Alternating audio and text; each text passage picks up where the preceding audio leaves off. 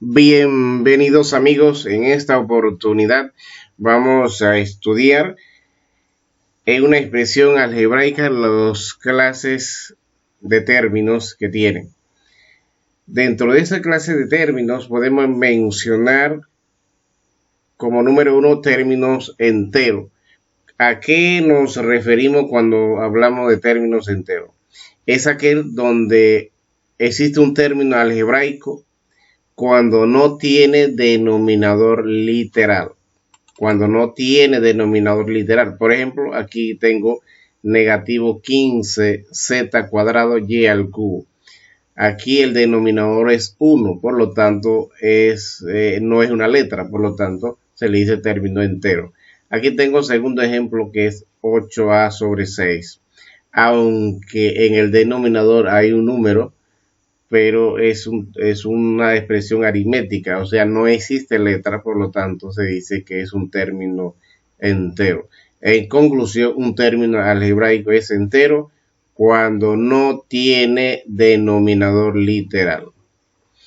Cuando no tiene denominador literal. Puede tener un denominador numérica, o sea, aritmética, pero no va a tener una expresión algebraica, o sea, una letra en el denominador.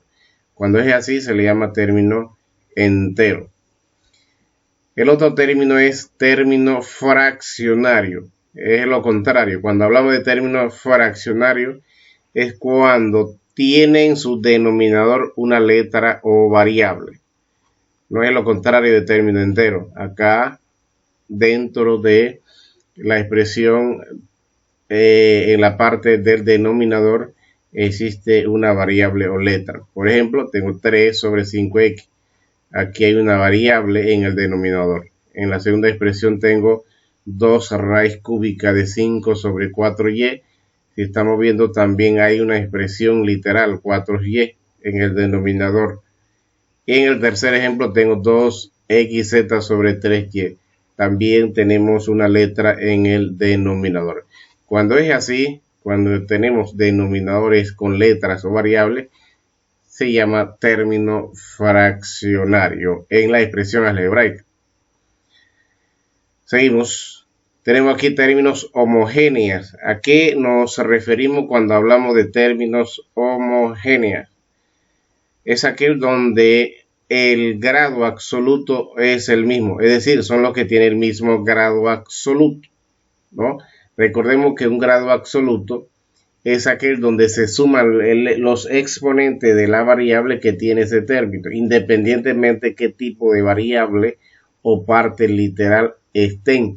Hay que sumar el exponente de toda esa variable y el resultado pues me define qué grado absoluto tiene ese término. Por ejemplo, tengo aquí 6 a la cuarta b al cuadrado y 8a al cubo b al cubo.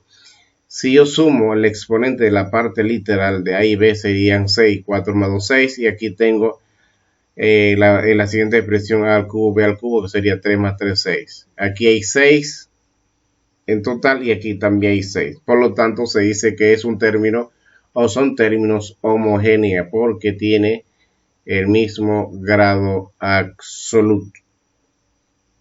Bien, entonces tenemos, aparte de términos homogéneos, también existen términos semejante.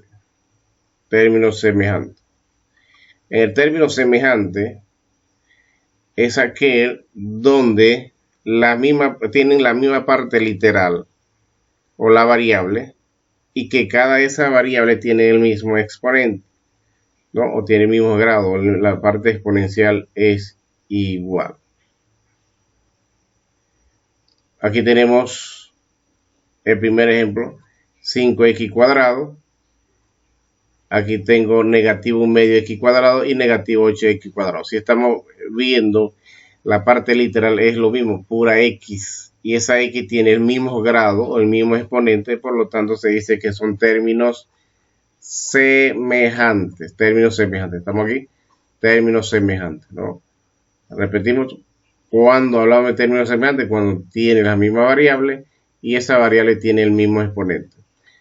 En el segundo ejemplo tengo 3a más 2 tercios a menos a. ¿no? Tengo A y A y cada uno con el mismo exponente, por eso se le puede llamar términos semejantes.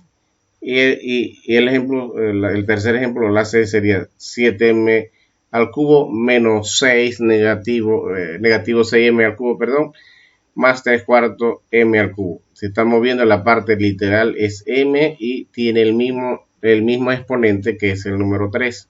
Por lo tanto son términos semejantes.